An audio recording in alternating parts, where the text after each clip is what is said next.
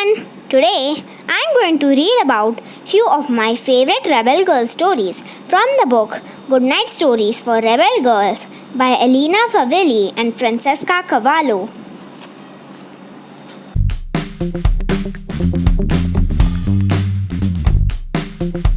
Amelia Earhart, Aviator, United States of America. Adventure is worthwhile in itself. Amelia Earhart. Once upon a time, a girl called Amelia saved enough money to buy a yellow airplane. She called it the Canary. A few years later, she became the first woman to fly solo across the Atlantic Ocean. It was a dangerous flight. Her tiny plane was tossed around by strong winds and icy storms. She kept herself going with a can of tomato juice sucked through a straw. After almost 15 hours, she touched down in a field in Northern Ireland, much to the surprise of the cows. "Have you come far?" the farmer asked her. "All the way from America," she laughed. Amelia loved to fly and she loved to do things no one had ever done before. Her biggest challenge was to be the first woman to fly around the world. She could only take a small bag, as all the space in the plane had to be used for fuel. Her long flight was going well. She was supposed to land on the tiny Howland Island, but never got there. In her last transmission, Amelia said she was flying through clouds and was running low on fuel. Her plane disappeared somewhere over the Pacific Ocean and was never found. Before leaving, she wrote, "I am quite aware of the hazards. I want to do it because I want to do it. Women must try to do the same thing that men have tried. If they fail, their failure must be a challenge to others."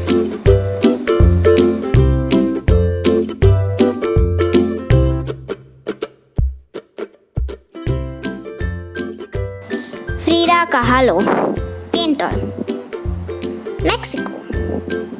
"Peep, what do I need you for when I have wings to fly?" Frida Kahlo. Once upon a time, in a bright blue house near Mexico City, lived a small girl called Frida. She would grow up to be one of the most famous painters of the 20th century, but she almost didn't grow up at all. When she was 6, she nearly died from polio. The disease left her with a permanent limp, but that didn't stop her from playing, swimming, and wrestling just like all the other kids. Then, when she was 18, she was involved in a terrible bus accident. She almost died again, and again she spent months in bed. Her mother made her a special easel so that she could paint while lying down. For more than anything else, Frida loved to paint. As soon as she was able to walk again, she went to see Mexico's most famous artist, Diego Rivera. "Are my paintings any good?" she asked him. Her paintings were amazing, bold, bright, and beautiful. He fell in love with them, and he fell in love with Frida. Diego and Frida got married. He was a big man in a large floppy hat. She looked tiny beside him. People called them the elephant and the dove. Frida painted hundreds of beautiful self-portraits during her life, often surrounded with the animals and birds she kept. The bright blue house where she lived had been kept just as she left it, full of color and joy and flowers.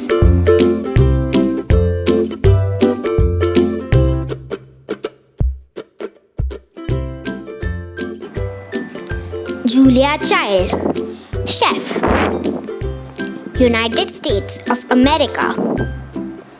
"A party without cake is just a meeting." Julia Child. At 6 feet 2 inches, Julia Child was an uncommonly tall girl. When the Second World War broke out, Julia was determined to join the army. She was rejected for being too tall. The Navy said she was too tall for them too, so she became a spy. One of her first missions was to solve a highly explosive problem. Dotted around the ocean were underwater bombs targeting German submarines. The trouble was that they kept being set off by sharks swimming too close. All the other agents were stumped, but Julia had an idea. She started cooking. Mixing together all sorts of disgusting ingredients, she baked cakes that smelled like dead shark when released into the water. Sharks didn't dare get close to them. You know when you spray your arms with insect repellent to keep the bugs away? She did just the same, only with sharks and bombs. After the war ended, Julia and her husband moved to France for his job. Julia's very first mouthful of French food was mind-blowing. She couldn't believe that food tasted so wonderful. No more shark repellent for her.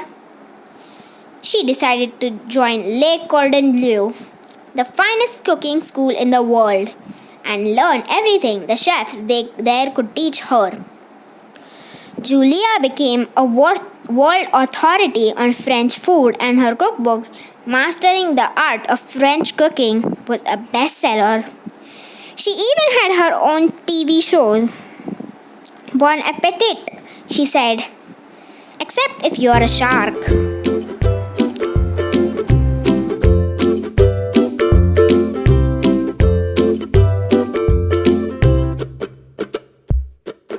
Mae Jemison, astronaut and doctor.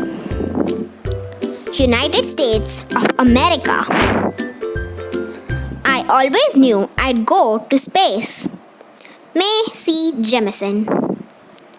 Once upon a time, there was a curious girl named Mae who could not make up her mind about what she wanted to be when she grew up. Sewing dresses for her Barbie dolls, she wanted to be a fashion designer. Reading a book about space travel, she wanted to be an astronaut. Fixing a broken toy, she thought maybe an engineer would be better. Going to the theater, she exclaimed, "Maybe I'll become a dancer." The world was Mae's laboratory, and she had plenty of experiments she wanted to try. She studied chemical engineering, African American studies, and medicine. She learned to speak Russian, Swahili, and Japanese. She became a doctor and volunteered in Cambodia and Sierra Leone. Then she applied to NASA to become an astronaut. Mae was selected, and after 1 year of training, she was sent into space on board the space shuttle. She carried out tests on the other members on the crew. Since she was not only an astronaut but also a doctor, her mission was to conduct experiments on things like weightlessness and motion sickness, which can be quite a problem when you're floating upside down in outer space. When Mae came back to Earth, she realized that while she had enjoyed space very much, her true passion was improving health in Africa. So she quit NASA and found a company which uses satellites to do just that.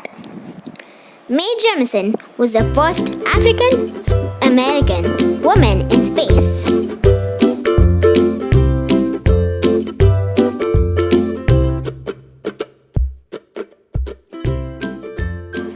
Maria Sibylla Merian, Germany.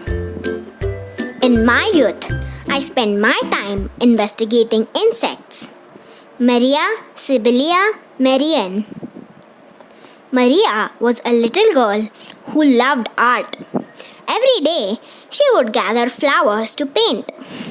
Sometimes, she found caterpillars on the flowers and made paintings of how they changed day by day into beautiful butterflies. At that time, people believed that butterflies magically sprouted out of mud. Maria knew better, but no one believed her. Years passed, and Maria became a great watercolor artist. She wrote about her discoveries, but at the time, scientists only took books in Latin seriously, and Maria's was in German. One day, Maria and her daughter decided to move to a new city, Amsterdam. There, Maria found display cases filled with exotic insects collected from South America. Maria thought, if I could study these insects in their natural habitat, I could write a book that people would notice. She sold her paintings and set sail to South America.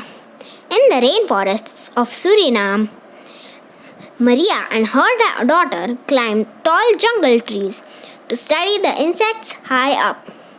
Maria wrote her new book in Latin, and this time it was a huge success. Everybody learned that butterflies and moths come from caterpillars, not mud. The process is called metamorphosis, from the Latin word meaning to change shape.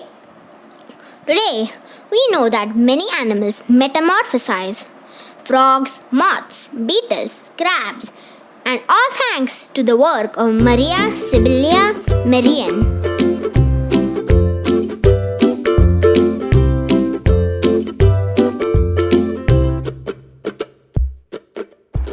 Marie Curie, scientist, Poland. Nothing in life is to be feared. It is only to be understood. Marie Curie. Once in Poland, there was a secret school. People called it the Floating University. The government at that time was very strict about what people could and couldn't study. Girls were not allowed to go to college at all. Mary and her sister were students at the secret school, but they were tired of hiding. One day, they heard that in Paris there was a university called the Sorbonne which accepted girls. So they decided to move to France. Mary was fascinated by metals and magnets. She found out that some minerals were radioactive. They gave off powerful rays and glowed in the dark. To analyze these minerals' properties, Mary would set them on fire, melt them, filter them, and stay up all night to watch them glow. Radiation is used to treat many diseases, but it is also very dangerous. Just imagine that after all these years, Mary's notebooks and instruments are still radioactive. If you want to look at them, you have to wear protective clothing and gloves. Mary's husband, Pierre, was so intrigued by her research that he decided to drop his work on crystals to join her. Together, they discovered two new radioactive elements, polonium and radium. Marie Curie won 2 Nobel Prizes for her work, and she could have made a lot of money from her discoveries. She chose instead to make her research available to anyone for free.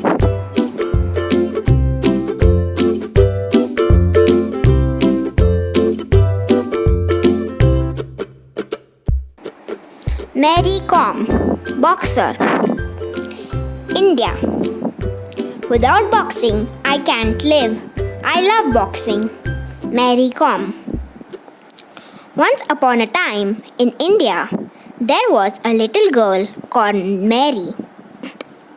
Mary's family was very poor and struggled to put food on the table. Mary wanted to help her family live a better life, so she decided to become a boxer. One day, she boldly walked up to the coach in a boxing gym. "Will you train me?" she asked. "You're too tiny," he said. "Go away." But when the coach finished for the day, he found her still waiting for him by the gate. "I want to do this. Put me in the ring," she said to him. Reluctantly, he took her on and she started training hard. She started competing and won many fights. But she hadn't told her parents. She didn't want to worry them. One day, her dad read about her in a newspaper. "Is this you?" he asked, worried. "Yes," said Mary proudly. "What if you get hurt?" her mother asked. "We don't have the money for doctors."